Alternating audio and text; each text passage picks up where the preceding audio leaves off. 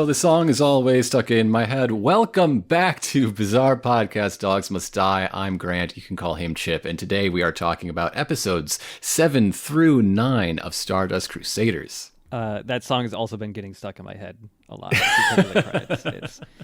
Most songs that end up being in the opening or closing of a JoJo get stuck in my head. I need to get in the habit of checking the original manga names of all these stand users. Yeah. Because we missed something very important last week. Oh, what was it? Captain Dragon is the localized name of Captain Tennille? As in, the Captain and Tennille, love will keep us together, Captain and Tennille. Yeah. Oh, man. Had their own 70s variety show, Captain and Tennille. Yeah. That was a character I just never even considered to, look up because I thought, okay, it's just Captain Dragon. That just, because it wasn't as obvious as most of the other names are, I just never thought to check. How does Tennille become Dragon? I don't know. Was it just the same amount of syllables? I guess. The lip flaps? I don't know. Wow, that's a funny one. So yes, episode 7, Strength. Somebody needs to buy Dio a fucking lamp. Yeah, it's too dark in here. He keeps... basically, every time we see what Dio's up to now, he's just always looking at himself in the mirror.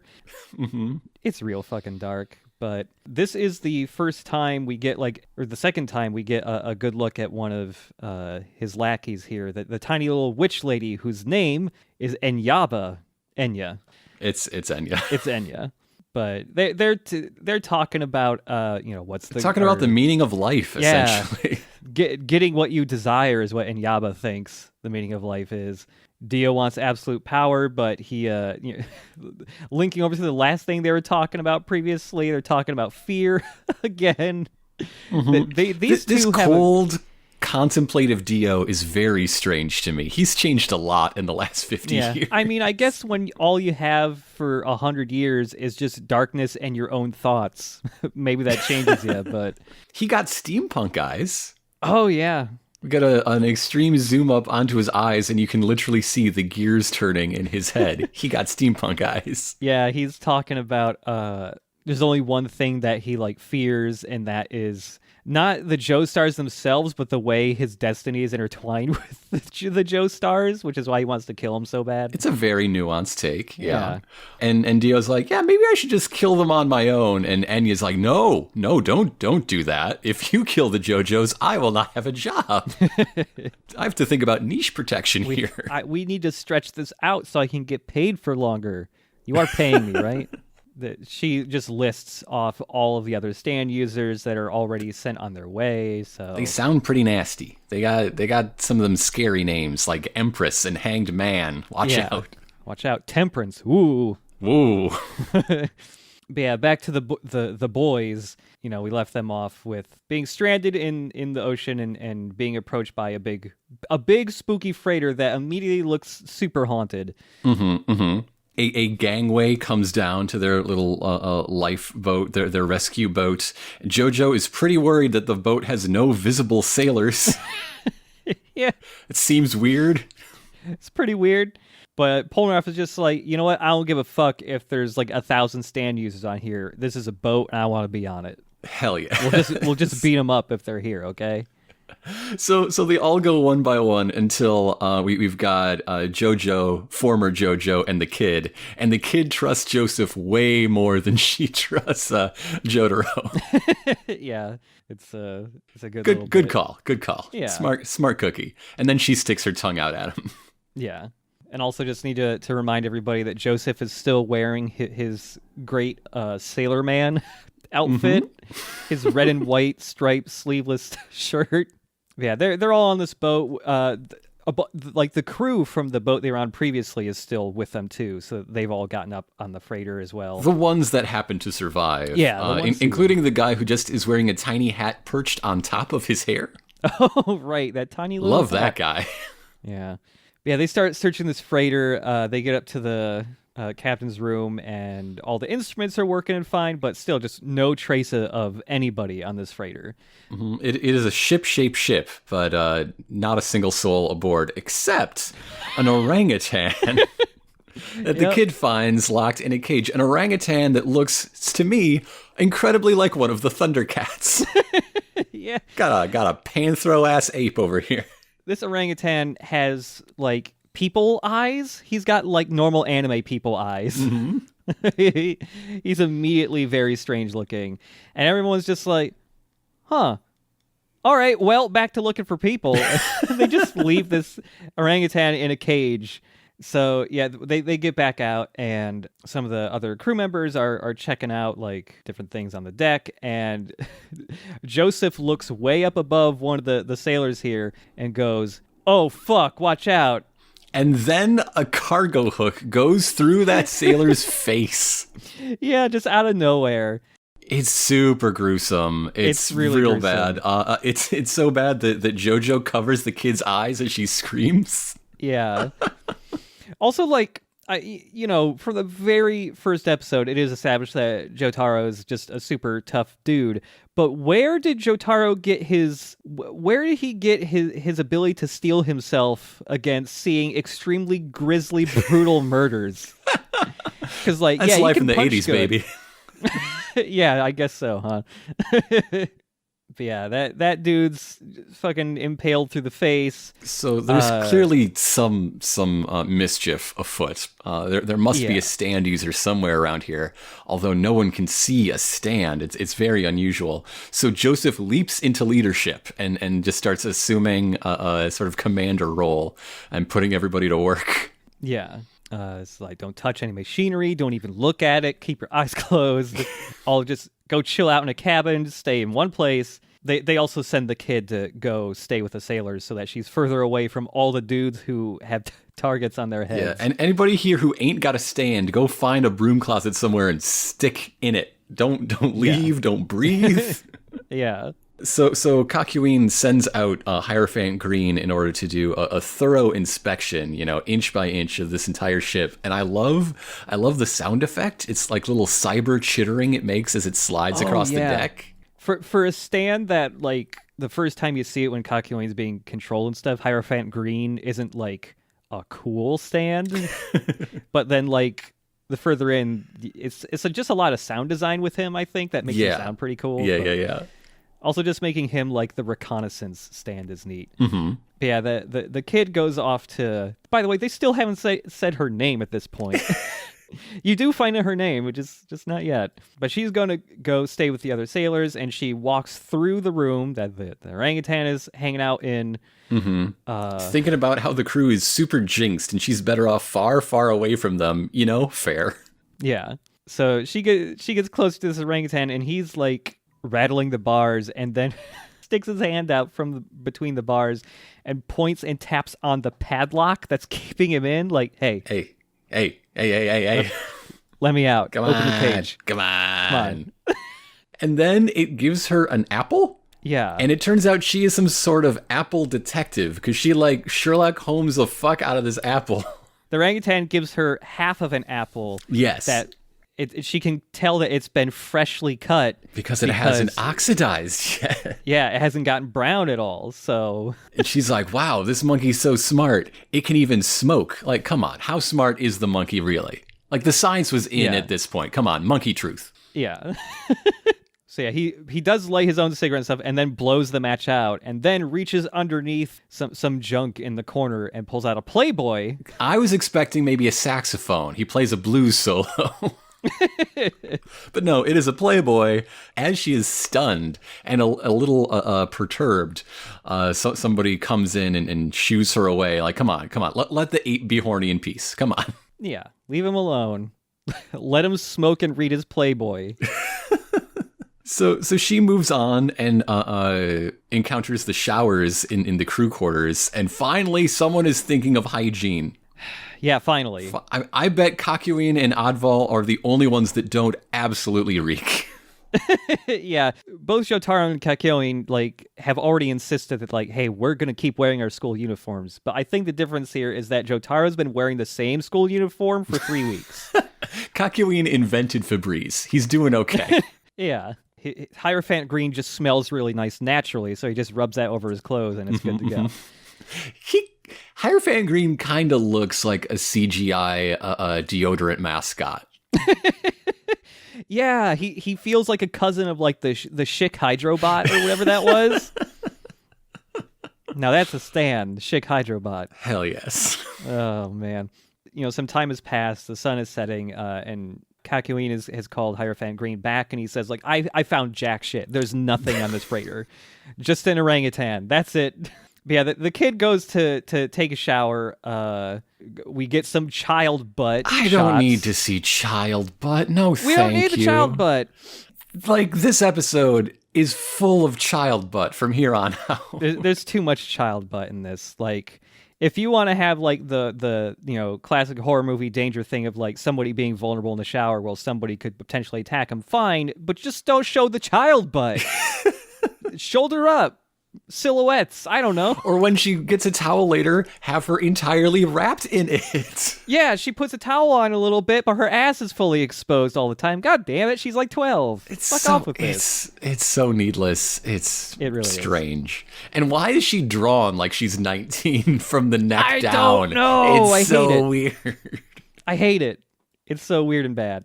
But yeah, as she's taking a shower, we see the door to the room where all the crewmen were slowly just kind of creak open on its own, and they're all dead. Just blood everywhere. Yeah, I found the problem with your radio. It's full of dead guys. I turned a knob and they just all shot out of it.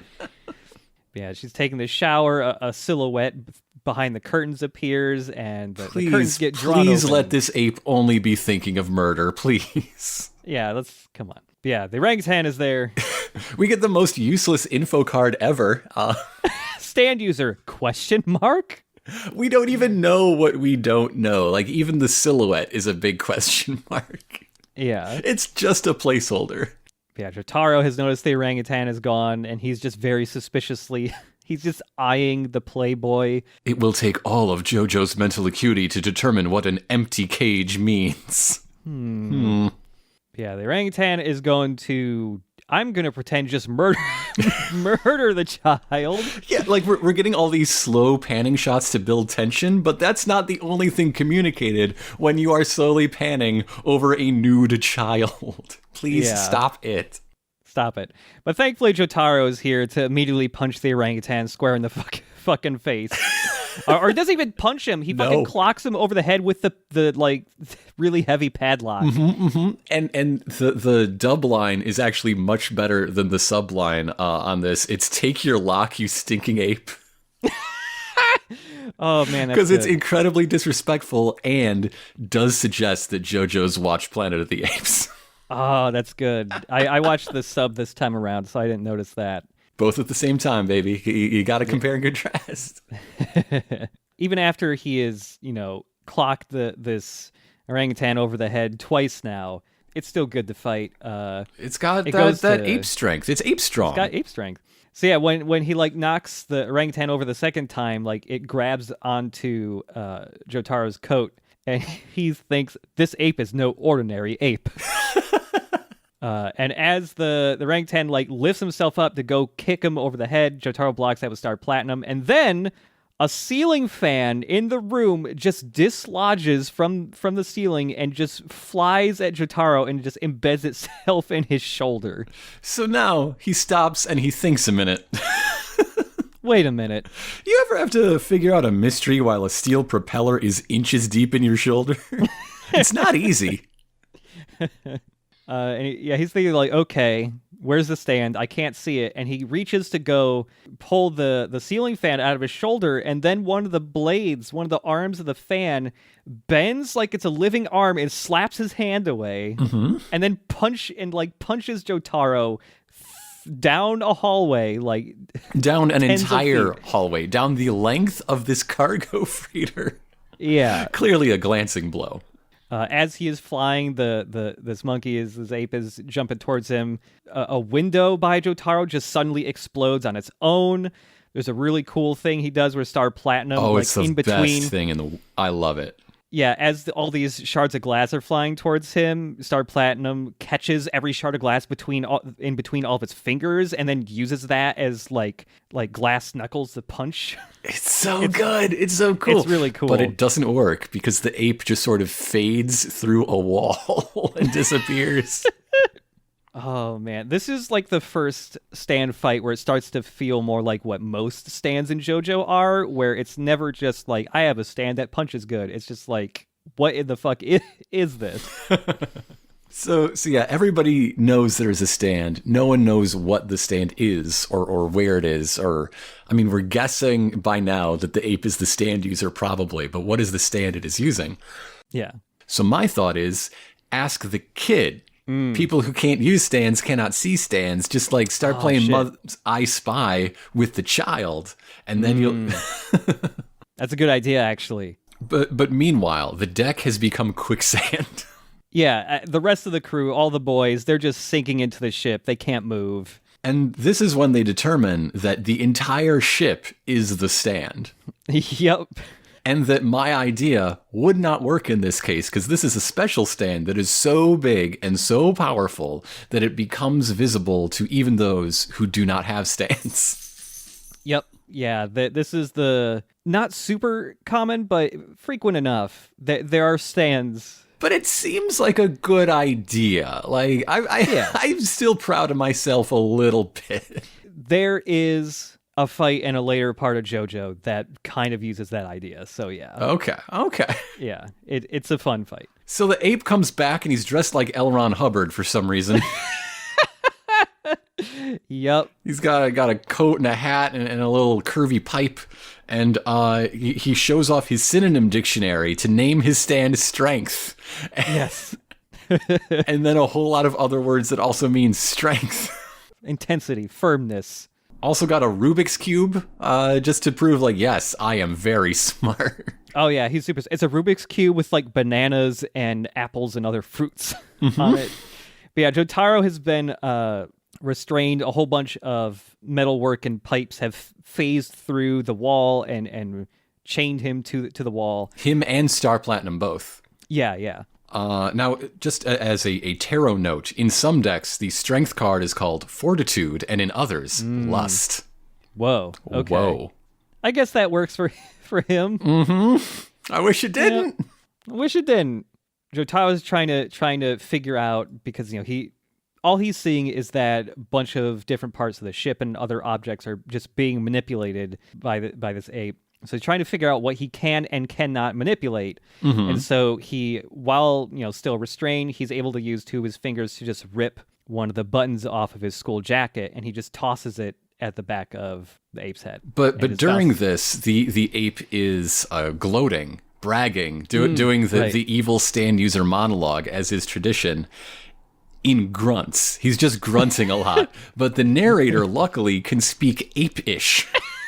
I forgot about that. And is translating for the benefit of us, the audience. JoJo has no idea. I mean, I'm sure he can guess. He's a reasonably bright young boy.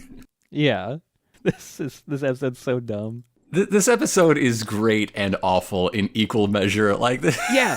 Whenever I think about early Stardust Crusaders, I always remember this episode and go like, ugh, it's the one where they do the weird stuff with the little girl. But then I think, oh, but it's the episode with the orangutan who's smart. Oh, but it does that gross stuff with the girl, but the orangutan. Every time I think about this episode, man.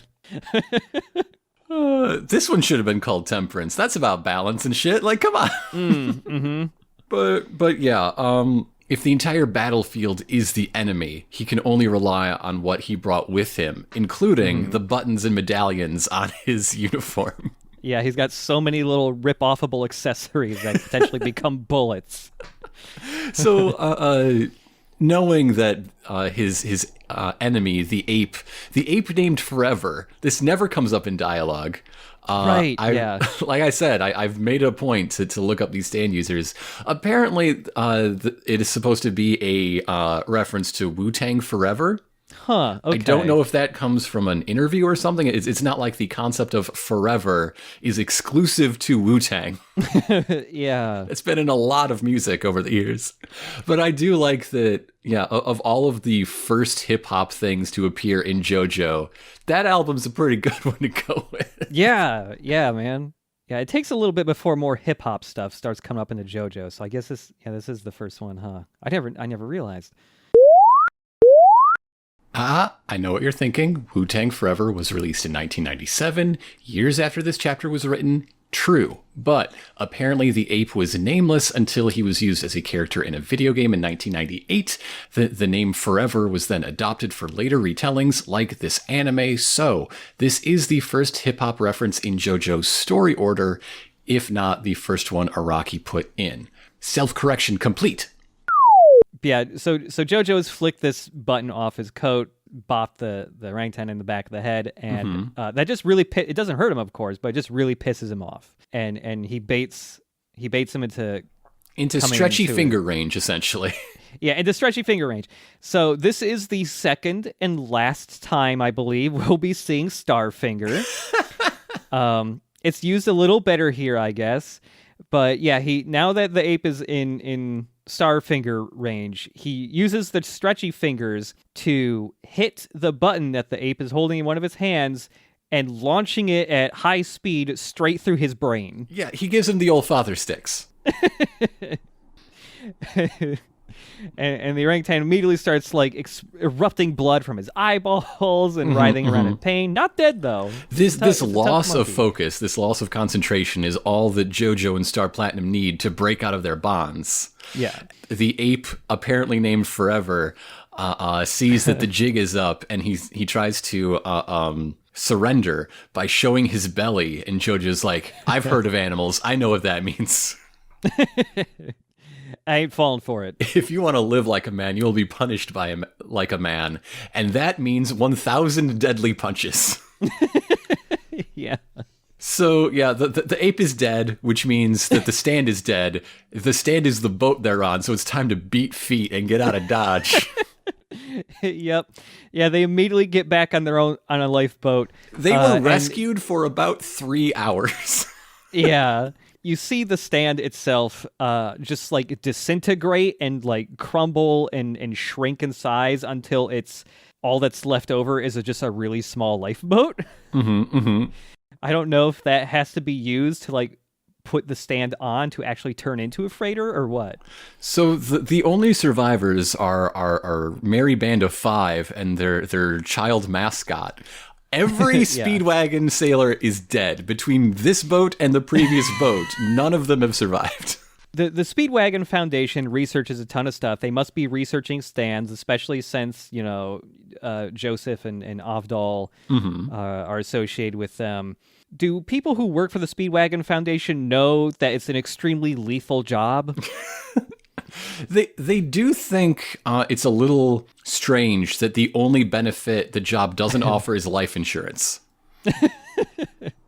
At this point, if the Speedwagon occupation has not been super dangerous up until this point, getting the news that, hey, 2 or 3 dozen of our guys just all died today, you think a lot of people might be resigning. I should have gotten the Speedwagon Foundation Medical Corps. They're just hanging out in this palatial estate in Japan.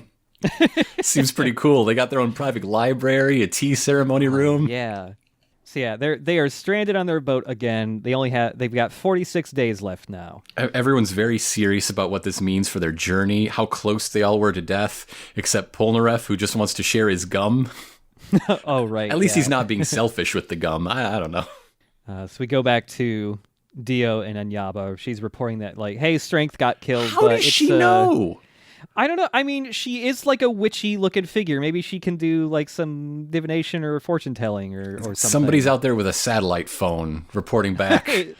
Maybe, yeah. The monkey totally ate it, Enya. I'm sorry. Oh, man. He solved his last Rubik's Cube. But she's telling Dio, who's just like reading a book or something, like, hey, there's 6 more stand users. They're all way more powerful. One of them's even my son. Mm-hmm. And now we see that she has 2 right hands herself, so her son must be the target of Polnareff's vengeance quest. And Dio's just like, lady, you're weird. Why do you work for me? And she's just drawn to Dio because she can see that he has a very powerful spirit. And she likes that. She just wants to see what he's going to do. Meanwhile, our heroes have arrived in Singapore. Apparently they rode the whole way. And we get our final shot is of a creepy doll, and nothing good is ever going to come from a creepy doll. Oh, yeah. And we'll find out more about that in episode 8, The Devil. So yeah, they've made it to land. The immediate thing that starts off this episode feels like, because, I mentioned before that Araki likes to travel to the places he's going to have in his stories or whatever. This thing that happens at the start feels like this either happened to him or a friend or something. He's like, oh, I got to put this in. And what that is Polnareff, as our wild card in the group. He's the funny one. He becomes a bit of a litter bug. He's getting a $500 fine from a muscle hunk cop here in Singapore for littering. So I looked this up. The current littering fine is $300. Okay. So I don't know where they got this figure. But it reminded me of the American that was sentenced to a caning for vandalism. Oh, I haven't heard of this. This was a big thing in the early 90s. It was like the first time an American citizen had been sentenced to corporal punishment under, during international travel somewhere. So it was a big deal. President Clinton called and got them to bring it down from 6 strokes to 4 or something like that. What the fuck? It was an international incident because this dude got arrested for vandalism in Singapore. Thank you, Mr. President. Only 4 canings today. Thank you so much, Mr. President. But yeah, the cop's like, hey, dude, you're littering. That's going to be a fine. And Polnareff looks down and we get a really cartoony ass like arrow being drawn from his eyes down to to his luggage, his bag. Oh, is this litter? Just like mocking the cop because it's just his shit. So it's just a big misunderstanding, and he literally shoos the cop away. He says "shoo shoo" and makes a little gesture at him. In JoJo, if cops aren't being outright malicious, they are just huge dumbasses. It's a very realistic show in that way. So yes, as mentioned, the child, she was stowing away on the first boat to get to Singapore to see her dad. Now we're in Singapore. Hey kid, where's your dad? Yeah. Apparently he's not there yet. They aren't supposed to meet up for another 5 days. So she has license to be spunky. Yay. So yeah, the whole group is just talking like, oh, what should we do with this kid if, her dad isn't going to be here for 5 days? Like, it's not a great idea to have her with us because we're constantly under threat of being murdered, but we can't leave this little girl alone either. Yeah. So, and I like Joseph telling Polnareff to tell her, like, okay, you can come along with us, but in a way that doesn't hurt her pride. And so his tack is to say, hey, you're stinking poor, aren't you? We'll pay for your room. Come on. Hey, you broke-ass little kid. Well, ain't got no money, do you? Whatever, come on. My newly acquainted grandpa friend is loaded. Come on. So the whole crew splits up into different hotel rooms. Joseph wanted to get a big old multi-room suite, but it's tourist season in Singapore, so that's not available. So Joseph and Adval stay pals in their room. There is the student room, and that leaves Polnareff and the kid staying together. No, they refuse. They get separate rooms. No way. 6 people split up into 4 rooms. Okay. And all on different floors. We see as the hotel clerk passes over the keys, like they're between the 9th and 12th floors. Polnareff is very excited to take a shower. He tells everyone else, please God, take a shower. There's a shot of him just like checking out the bathroom, and I don't know if it's an error or if Polnareff is really just that fucking big, but even when he's crouching and leaning in, he's he is just towering over the threshold to the bathroom. Also, the shot of him like exploring his hotel room is another CG handycam bit. Yeah, it's like a quick shot, but they went through the extra effort. It's been a long, long time since one of those has come up. But he finds that creepy doll from the previous episode, Stinger, and he knows there is an enemy stand user present. Yeah, he immediately just says, okay, you can come on out. And then his mini fridge opens and a gigantic man somehow crawls out of the mini fridge. Maxi Man mini fridge. How does it work? We will never know. He's so big and the fridge is so small. And his name is Soul Sacrifice. That is a hell of a name. Yeah. It's also the name of a song that Santana played at Woodstock. He did have a pre-smooth career, people. Come on. Come on. So Polnareff is talking to Soul Sacrifice, and Soul Sacrifice is like, how'd you know I was here? And Polnareff just looks at the mini fridge, and he's like, you took all of the fucking beer out of it and didn't hide it. It's just all over the place. And now I'm going to get charged for that when I check out. God damn it. So Soul Sacrifice, he immediately introduces himself and his stand. It is named for the Devil card, and he keeps, hyping up the tarot meaning of the devil. Guess what? It's not a nice one. It's a pretty bad one to have for you. Polnareff responds by just stabbing his eyes out.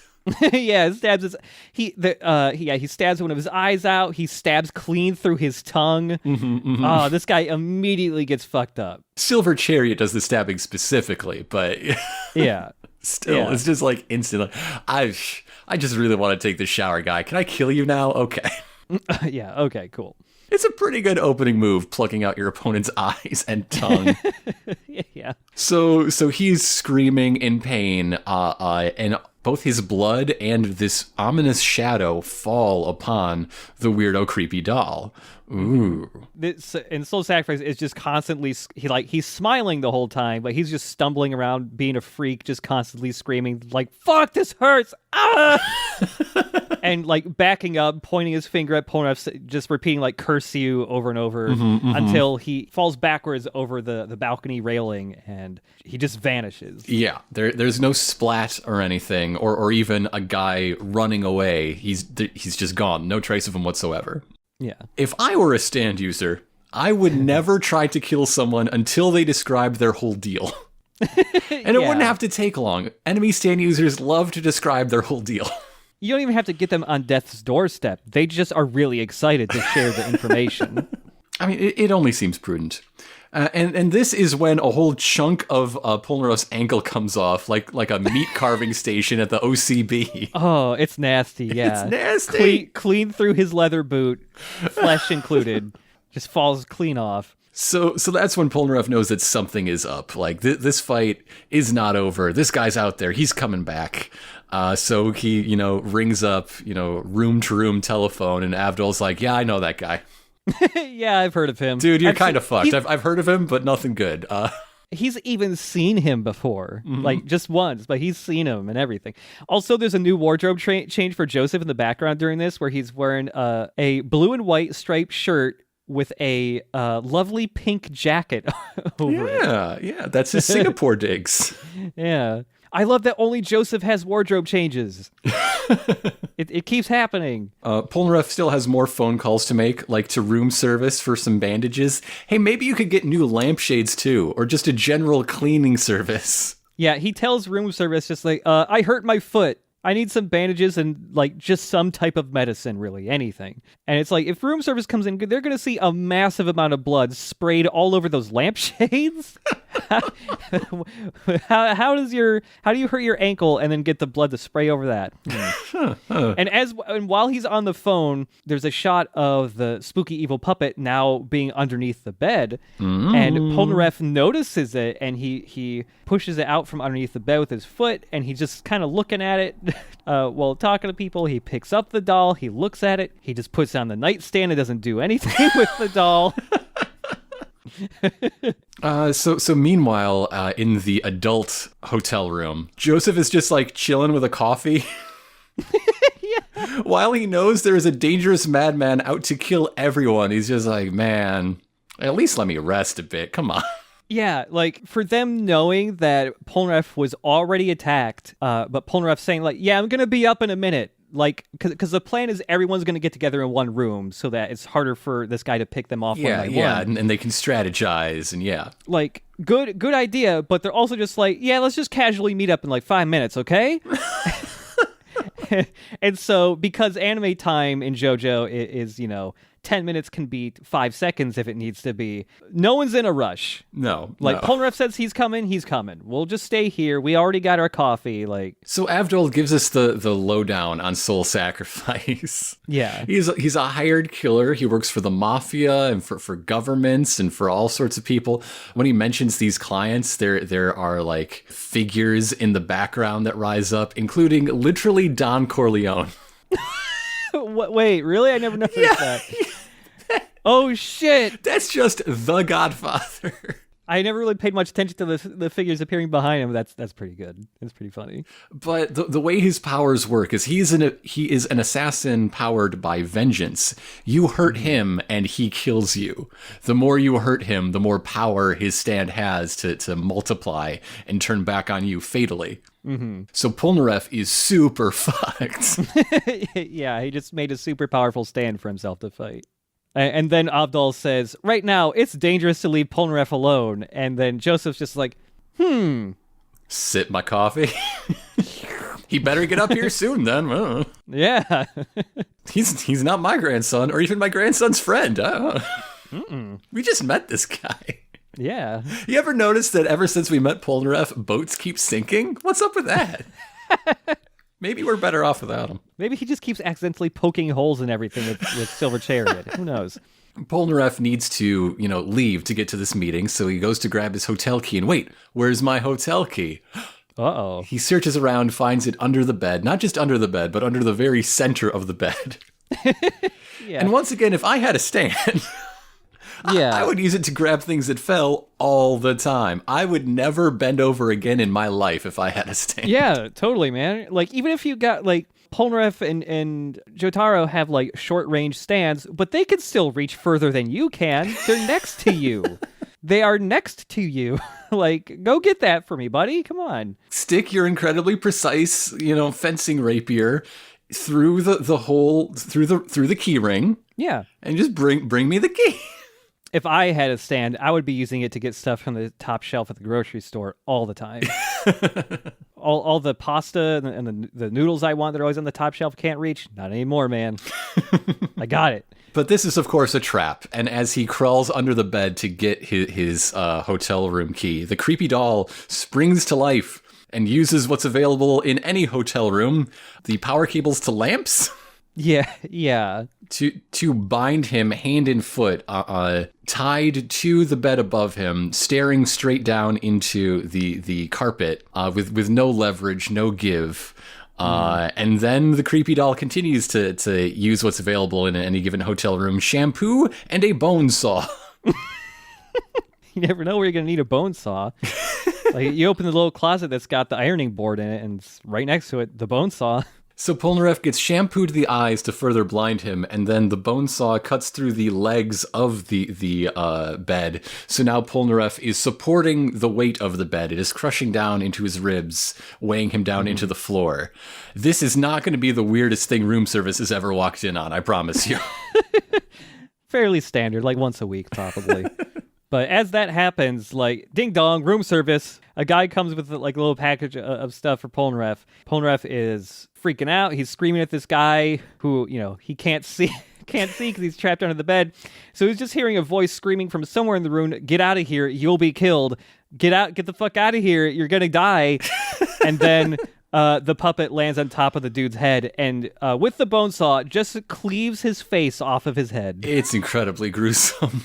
It's fucked up, yeah. And then, it's so good. The door slams behind them, and the "Do Not Disturb" placard rattles around on the doorknob. That is a welcome touch of dark comedy. I like that. Yeah, it's really good. So yeah, we got this evil little doll. It's got like a really big like razor blade now, like a for shaving. Yeah, Sweeney Todd ass straight razor. Yeah. kneeling underneath the bed so you can look at Polnareff in the eyes. And this evil doll, this evil puppet is just super, it fucking loves this shit. Oh, yeah. Pinocchio ain't fucking around. Yeah.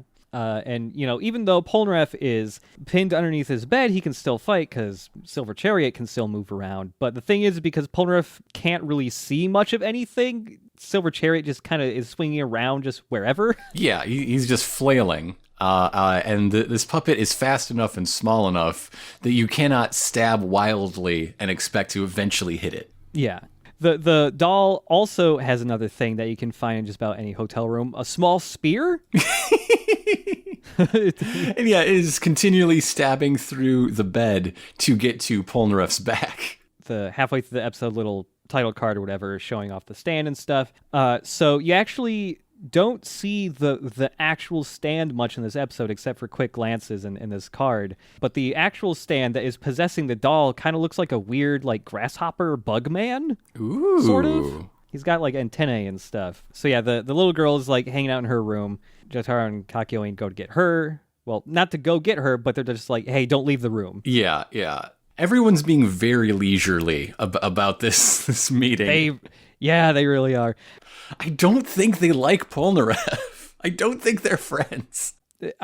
It's like it feels like a combination of things this episode. One, almost the entire group kind of has a himbo energy to them. So like they're all a little dumb.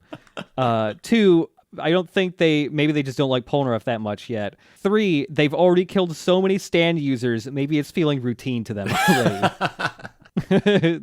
The doll is, poking the spear through random parts of the bed. Every once in a while, he's nicking Polnareff in the leg or the arm. Around now, they mention that the bed is 120 kilograms pressing down into Polnareff. Mm-hmm. That's a heavy-ass bed. That is a 265-pound bed. Is this, like, all solid wood, I guess? This has to be a really old bed that's fucking heavy.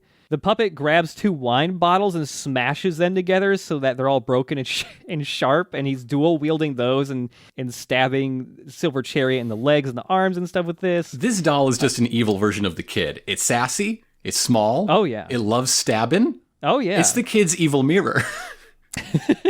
There's a really funny bit where the puppet jumps behind Silver Chariot, bites him on the shoulder, and then...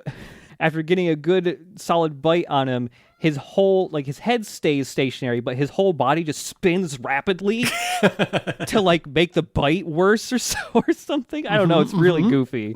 So just stabbing blindly, Silver Chariot is smashing up the place. The puppet is intentionally smashing up the place. Polnareff's bill is going to be just an arm long. I don't know if Joseph can cover this. Yeah, I don't know. But after all these music references, it is, in all these rock bands, it is good to finally trash a hotel room. Oh, yeah. All the boys now, except for Polnareff, are all in one room, and they're just like, hey, where's Polnareff? I don't know. He's kind of running a little late, huh? Wasn't he being hunted by a deadly assassin? One of the most feared stand users of which Avdol is aware? Let's give him a couple more minutes. It's almost like he doesn't want our help to keep him from dying. What a jerk. What an ungrateful jerk. That Frenchman. Polnareff's trying out a couple other things that aren't quite working. He tries to throw a bedsheet over the puppet, but the puppet could just bite through it like the angry little gremlin he is. Silver Chariot smashes the mirror in the room. The glass goes flying everywhere. But in the random strikes he's doing, he's finally able to accidentally cut one of the restraints. So one of his arms is free now. Yes. This does not make the puppet happy. The puppet, in fact, wants to bite Polnareff's balls off. The ultimate crossover between mouth violence and ball violence. We've reached synthesis. Yeah. So right before he says that, he's smashing and stabbing open every container of alcohol there is, spreading the alcohol all over the room, and he goes completely still and silent for a little bit before his head very rapidly does a 180, and then he just screams, "I'm gonna bite your balls off!" The timing's really funny. But not just alcohol, any fluids he can. Again, just cracking open everything from the mini fridge. He might have been able to avoid those charges before, but now the containers are open. But this doll knows how to fucking party. So there's literally gin and juice in a giant puddle around Polnareff. The puppet here says he wishes he could piss, so he could piss all over the room too, while holding his imaginary puppet hog while doing this and pelvic thrusting. The P tape is real. It's right here. So this puppet has jumped up above the bed, holding on to the chain where there used to be like a ceiling lamp or a fan or whatever. And he goes, "Okay, you're fucking done, because I got a short-circuiting hair dryer here. And I'm just gonna drop it on the bed, and it's gonna kill the shit out of you. You're gonna be electrocuted, transmitted through all the fluid. I guess there is an implication that some of the booze might catch fire, but that's not how that works." Yeah. But as this hair dryer is falling in slow motion down towards the bed, Silver Chariot's rapier comes out from underneath the bed, through the hair dryer, and then through the puppet's head. Mm-hmm. Because it is now Polnareff's turn to do an attack that looks like it failed, but actually set up the decisive turnabout blow. Yay! When all the mirrors got smashed, that was so he could look down in the mirror to see up behind him and get eyes on the puppet. Ha ha ha ha. Aha! There you go. So yeah, now the puppet's been impaled straight through the head, and he's able to get out from underneath the bed. And the puppet tries to run away, and he's cutting its legs off, and generally just fucking it up real bad. They keep talking about the biting of balls. Right. Right. Polnareff shouts, "I dare you, you vulgar little shit." And so this puppet is just getting disassembled slice by slice. And we see Soul Sacrifice just hanging out in a bathroom somewhere, psychically controlling his stand from a distance. And he does not look so hot. No, yeah, there's a guy, like a worker there, like cleaning the bathroom, and he goes, "Sir, you've been in that stall for a long time. Are you okay?" And he opens the door, and Soul Sacrifice is fucked up. He is super dead. He stab marks all not just stab marks, but like the where he was stabbed, and then the rapier was like pulled, so like his skin. It looks like he was torn apart and turned inside out dozens of times in dozens of places. He looks like a fucked up Junji Ito monster. He is just that messed up. And in another case of the Stardust Crusaders being really bad at trash talk, but really good at killing people. Yeah. Polnareff was like, "Yeah, oh, you want to bite my balls off? I'll destroy everything but your balls." So the only intact part of Soul Sacrifice's body is his pelvis. Maybe Polnareff just doesn't want to fuck up people's balls. That's rude. Polnareff was portrayed as being honorable and chivalrous before, so he'll never go after the balls. Unlike Jotaro. Yeah, that's number one, man. Jotaro's a member of the Black Dragon Fighting Society. He'll go straight for the balls. So Polnareff's super bloodied, like visible bite marks all over his body and, missing chunks of flesh. He shows up at the room to meet up with everyone else, and they're just all like, "Where the fuck have you been? It took you forever to get here." And then Polnareff just fucking collapses. So then he gets arrested. Yeah, yup. I'm not too impressed with Singapore cops because apparently they think this stuffed doll was a real kid that he killed. Yeah. Like when they said, "What about that boy we found in there?" I thought they were talking about the waitstaff that got murdered. Okay, maybe. Even though he but wasn't that is very clearly boy. That's an adult man. It's a man, but that's a puppet. There is stuffing coming out of that thing. They ain't a little boy. What kind of sick fuck killed a child, skinned him, stuffed him with cotton batting, and then killed him again? This dude's a monster. Yet did nothing to his balls. What the? Hey. Yeah, so Polnareff's being interrogated by these cops, and he does not give a fuck. He's just really impatient, man, when am I getting sprung out of here? And then, right on time, just some dude from the Speedwagon Foundation shows up. They must have a series of lawyers to smooth shit like this over if this is going to have to be constantly happening in public spaces. How many littering fees does it cost to buy a judge in Singapore? I gotta wonder. Oh, man. Yeah.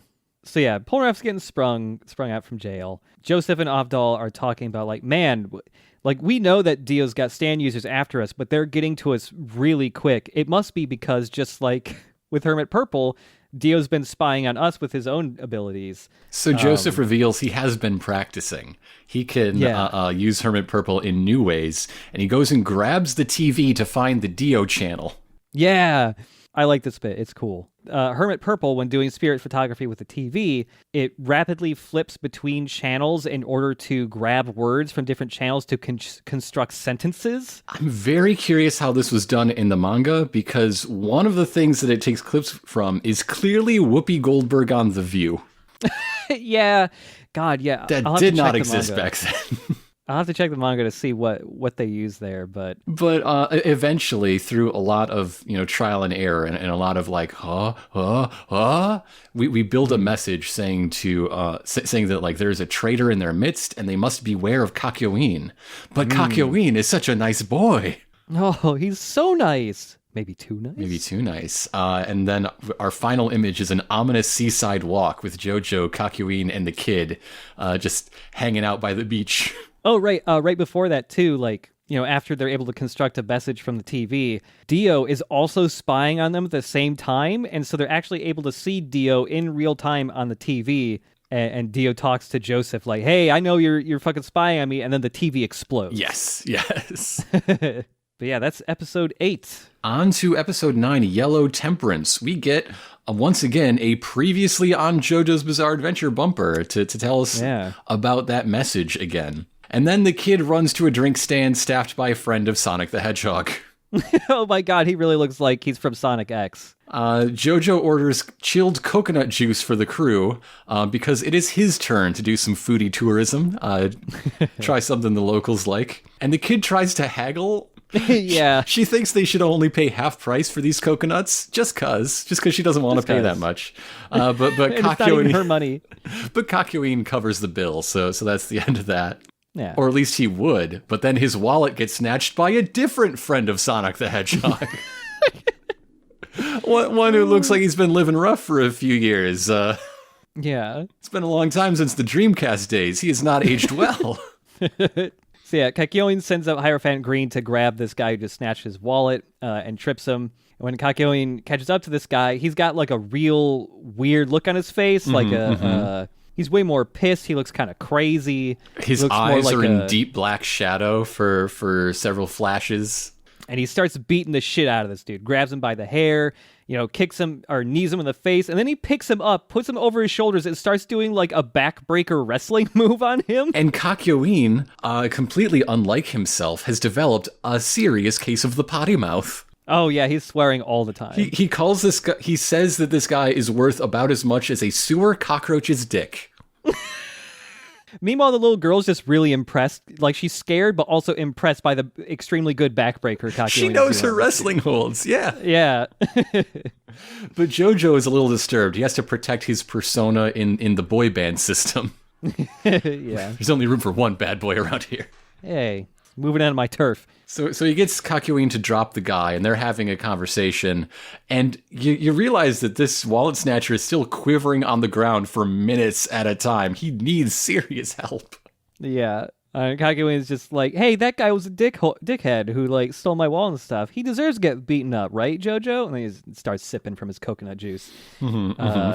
And JoJo's not so sure. JoJo's very upset at his friend's sudden change in behavior and outlook. But they are distracted by kids. You know what they say? Kids love the Beatles. All 4 of them. Kids can't get enough of the Beatles. There are 4 rhinoceros beetles just hanging out on a tree. And a bunch of children are like, hey, cool bugs. Cool. Look at them eat that sap. All right. I love it. And Kakyoin's just going like, hey, JoJo, sometimes you can just get in a bad mood. You got to beat up a guy and do a backbreaker on him, right? It's no big deal. It's no big deal. JoJo's real suspicious of this, but he's just like, fucking, let's just go. We got to go soon. Come on. And as, JoJo's already walking away, the little girl goes to leave too, but she looks back behind her to see what Kakyoin's doing because she hears a weird noise. And Kakyoin is much closer to the tree with the beetles on them now, and he is very clearly snacking on the beetles. He is chowing down into these things. I just need the narrator to pop in and tell me all the ways people cook rhinoceros beetles in Singapore.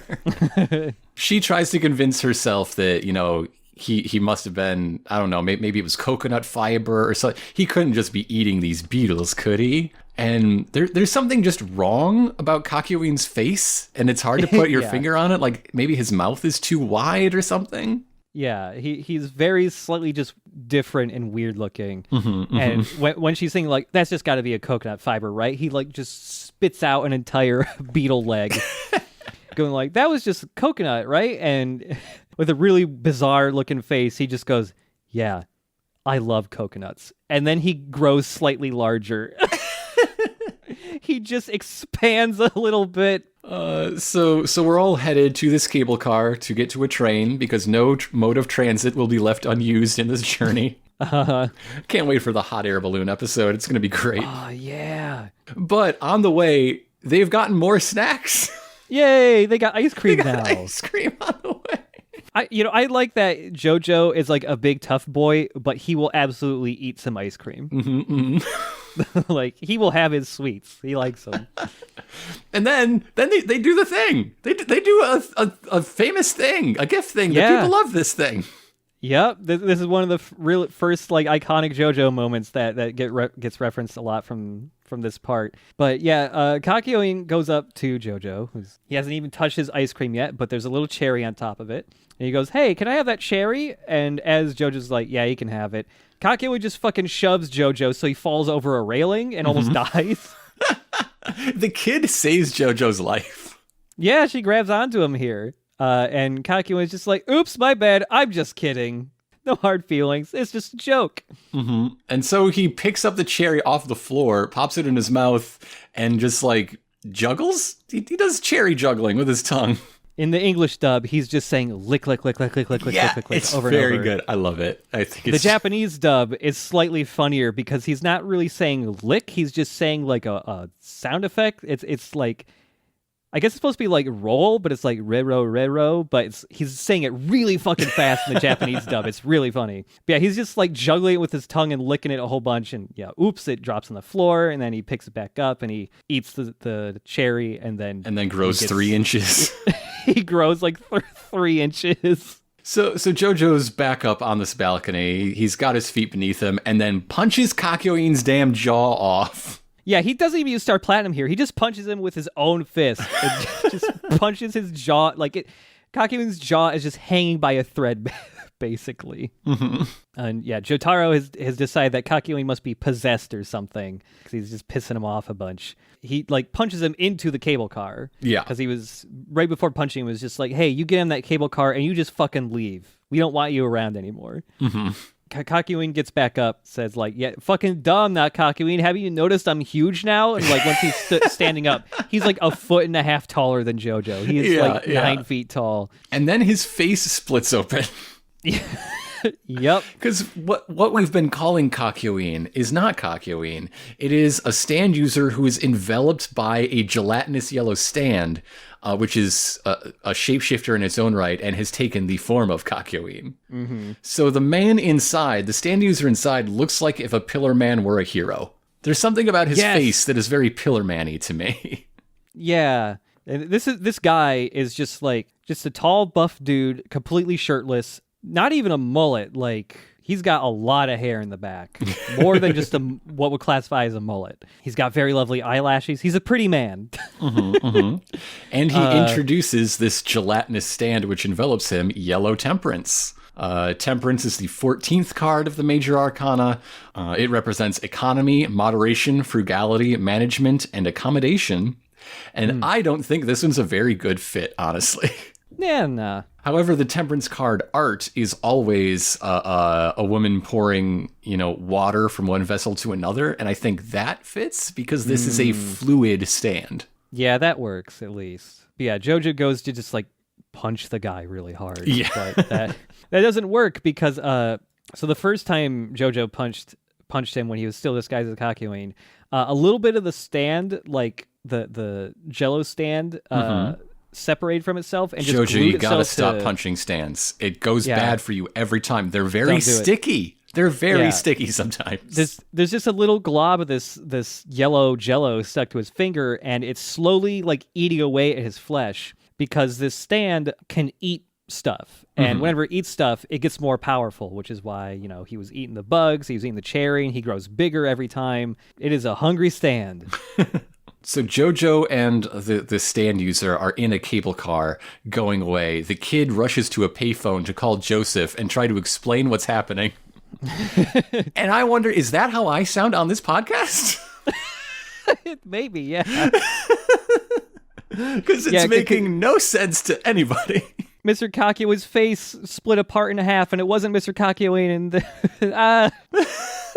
his jaw fell off. Uh-oh. So this is especially confusing to Joseph because the real Kakyoin has entered Joseph's hotel room, and they're like, "Where you been?" And he's like, "I've been sunbathing." With your uniform on? Yes, of course. That's how you know it's the real one. Yeah, because he's so much of a good boy, he won't take the outfit off. Tell me something only the real Kakyoin would know. How about instead of that, I show you my tan lines? Yeah, that's the real guy. Yeah. Yeah, there you go.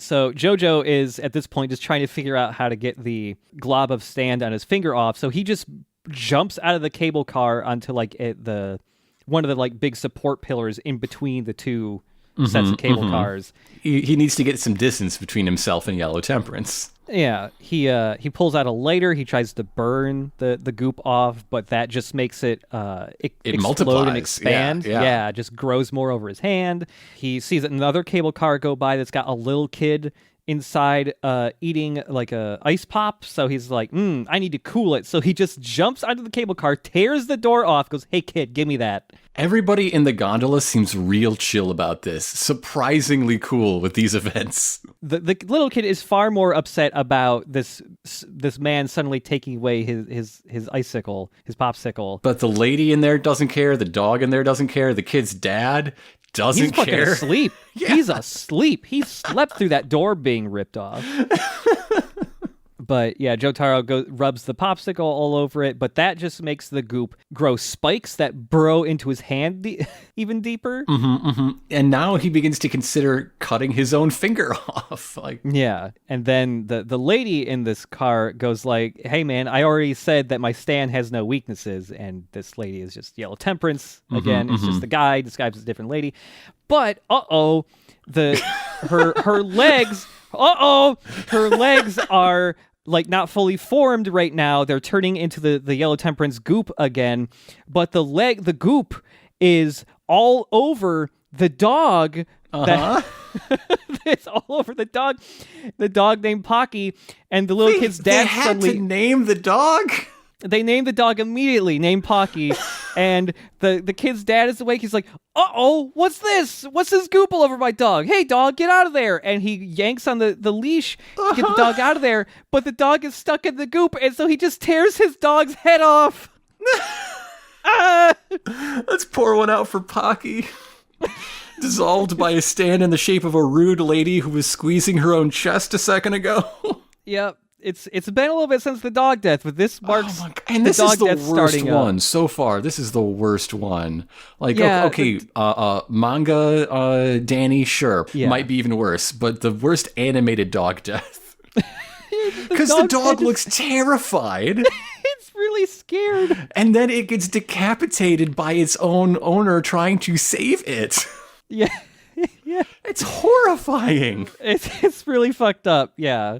So JoJo rips off one of those handrails off the ceiling to just go trying to hit him without, punching him himself. So he's got a little bit of distance, but the goop just grabs that pipe, it crushes it, just does not work out at all. Yellow Temperance is both defense and offense. The legacy of Dyer lives on. Oh, yeah. There's a part here where, he's telling JoJo, "Hey, man, this is the 15th time I've told you my stand has no weaknesses. Do you understand?"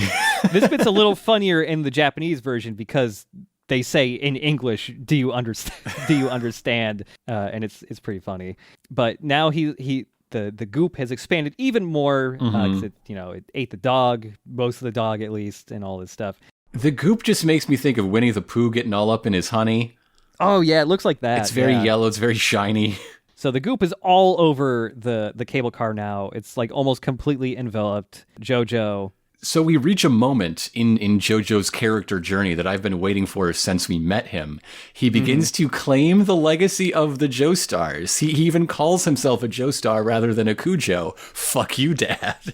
Yeah, he corrects himself. He says, there's a way of fighting in the Kujo. No, the Joestar family. There's a way of fighting in the Kujo family. We hit each other with clarinets.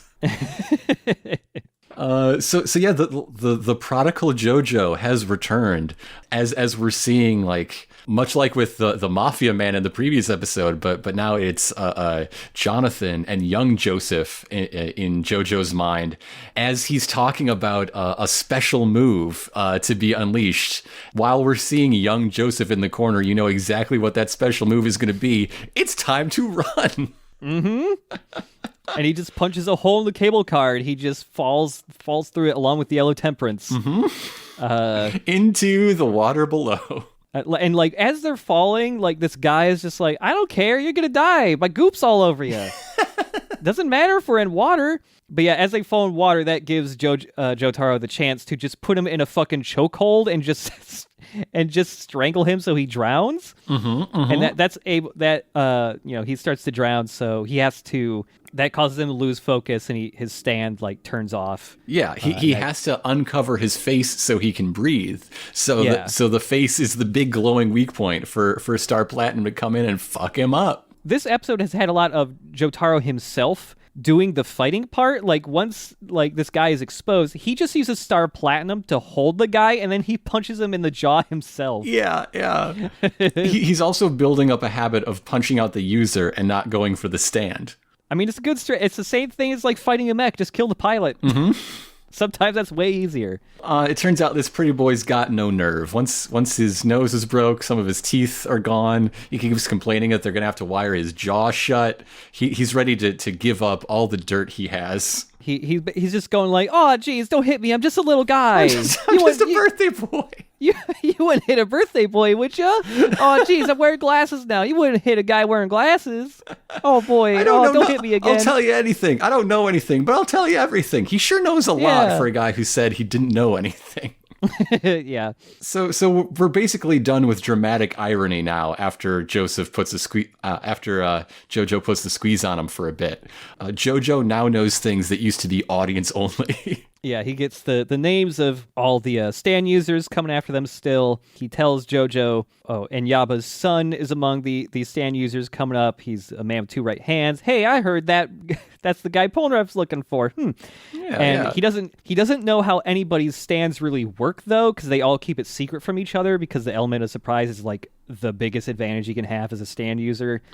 But he does say, I've heard that that guy uses a mirror with his stand. But Polnareff's pretty good with mirrors. Yeah. But as this guy is saying all this stuff, he notices that Jotaro is near a grate that has a whole bunch of crawfish. Yeah. Hanging out on it. Also, somewhere around here, we get an interstitial of Yellow Temperance. I think it's slightly after this, but I'm going to talk about it now. But that gives the stand user's name as Rubber Soul. So, yeah, it really was a Beatles thing. He ate the Beatles, and there were four of them, and his name is Rubber Soul. So there you go. There you go. It's good. But yeah, he goes like, hey, JoJo, look at those crawfish over there, and that great. And JoJo actually fucking looks. And that gave Rubber Soul enough time to send his goopy stand through a manhole cover nearby so that it would erupt out of the manhole, out of the grate that it leads to. And now he is goopified JoJo again. He is trapped yet again. So JoJo has a way out of this, of course. He's already won. Rubber Soul just doesn't know it yet. He summons Star Platinum to do a big punch into the grate, which sends just a powerful jet of water up through the manhole cover, and he just flies away Team Rocket style. Yeah.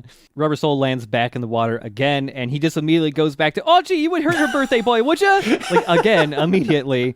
I was so like, come on. They're gonna wire my jaw shut. Come on. Please don't punch me. And he's like, I could tell you more stuff. And JoJo's just like, I know you don't have any other shit to tell me. I'm just like, I don't want to talk anymore. And then, this time we start playing him just 1,000 punches straight to the dude's face. All of his teeth are flying out of his fucking face. And that's the end of him. That's the end of him. So we debrief in the dining car. We've made it onto our train out west. And everybody just catches up everybody on things. And it basically ends like an 80s show. You know, we get a little bow on events. We talk about, didn't the kid come with us? Well, of course not. She's waiting for her dad. You think she really had a dad? I thought she was lying. Maybe we'll never know. And then a little gag referencing the action, like every good 80s action comedy, buddy cop show. Where real Kakuin also grabs a cherry and does the lick. Yeah. Oh, you. When JoJo sees Kakuin do that, he just gets just really pissed off, but he just stays quiet. But the kid actually is on the train in a nearby little nook of the same car, in fact. And as she dreams, she mutters JoJo's name. Oh, there was one thing earlier that Rubber Soul said. He also gave the name of the man with two right hands. His name is Centerfold. Yes. Yeah. Centerfold, who has a stand based on the Hanged Man. Mm-hmm. But yeah, with that reveal of the girl, who gets named once by Joseph this episode, her name is Anne. Mm-hmm. But yeah, with that reveal of Anne, just being in the same car, just off in a little corner, that is the episode of episode 9. Mm-hmm. At this point, now that the crew is assembled, like we've talked about how parts 2 and parts 3 started with a lot of confidence, and now I think we've moved to comfortable. Yes, yeah. We have a few tropes in play. We have a cast that we can bounce off one another, and we have a structure. We have a format. We get to a new place, we explore it, danger comes, great big weird stand fight, and we all take turns who is going to help save the day. And then we end with a little comic note, Yeah. Polnareff collapsing because everybody thought because nobody realized he was in a fight for his life. Ah, ha, ha, ha, ha. Yeah.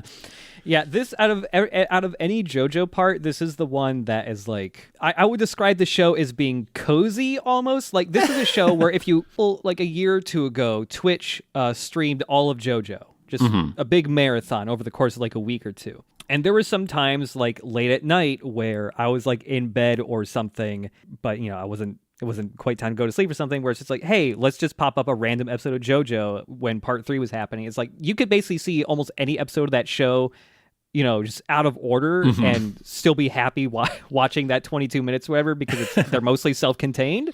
I don't know. It's just it's a good show to fall asleep to, after you've seen it once before.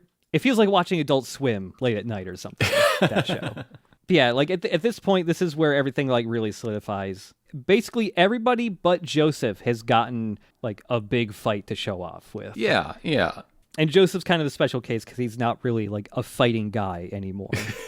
He blew up that TV real good. He did blow up the TV pretty good. TV didn't know what hit it. Starting with next episode is when we start getting into the bigger fights, because a lot of the stands from now on are no longer one episode affairs. From here on out, most stands are two-parters. Ooh. Yeah. We might have to mix up our format a little bit to make some things fit better. But yeah, there will be some parts where it's we might get cliffhangered if we just do the normal 3 episodes. I don't know. We'll see. Guess it depends how the episodes land, but... But yeah, I also think that these fights are the first 3 where the stands really get into what JoJo stands are more like, in that it's not like Pale Blue Moon or whatever, where it's just my guy's a water guy. I don't know. He does water stuff. Fish things.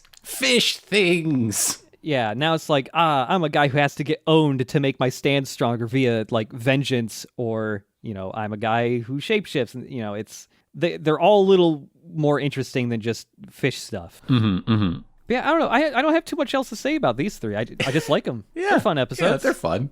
That will bring us to the end then. Thank you all for joining us as we make our way further and further west, approaching Egypt more every day. This week, I'd like to recommend people check out 6 Feet Under. It is an actual play tabletop podcast that I and a large number of other people contribute to. I am the GM of the ongoing Mouse Guard campaign that is nearing its end. We are uploading now its penultimate season, and all of my work is in planning the final episodes. And like, I'm so excited for it's coming together so well. I'm so That's proud. exciting. Yes. It's been going on for a long time, yes, too. Yes, it has. So you might want to try something with a little less of a backlog to catch up on, like, say, the Monster Hearts 2 miniseries.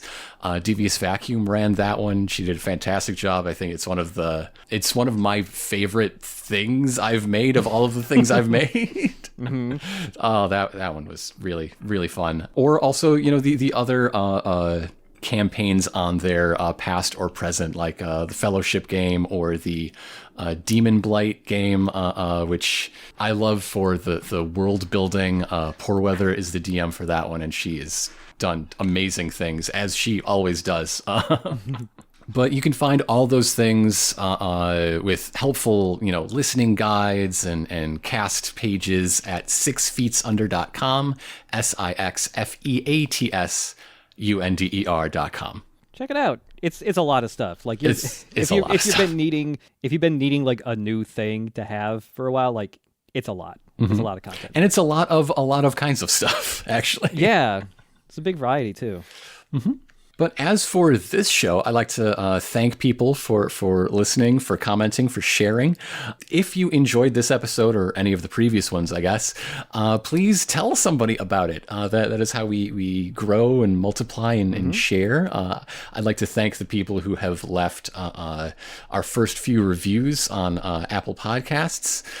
We are now getting to the point where the show is up and live while we record. Yeah. That's only been true for a few weeks, which might surprise people. Yeah, that's tomorrow. The 4th episode is going up. So. It's a big backlog we got. But yeah, if you're listening to this on YouTube, because I know a decent amount of people listen to it there. Yeah, we are on SoundCloud and also now Apple Podcasts for all your podcatcher. And RSS feed is available if you want it. Also, those podcast feeds get scraped by a lot of apps. So your favorite podcast app quite probably has us on it. And if not, let us know. We'll get that taken care of for you. Yeah, for some reason I thought SoundCloud would just have like an RSS feed button there, like websites used to have. But that's not the thing anymore, I guess. You can find it. You can find it as the person who owns the feed. You can find it really easily. And there are tools for others to go and find it. But yeah. Yeah, because I was just like, there's got to be a public button for that, right? But I don't think there's a public button anymore. There isn't. And it's just like, fucking what? But okay. If you really need it, just ask us on Twitter or something. We'll personally get it. So we will see you next time. All right, see you later. To be continued.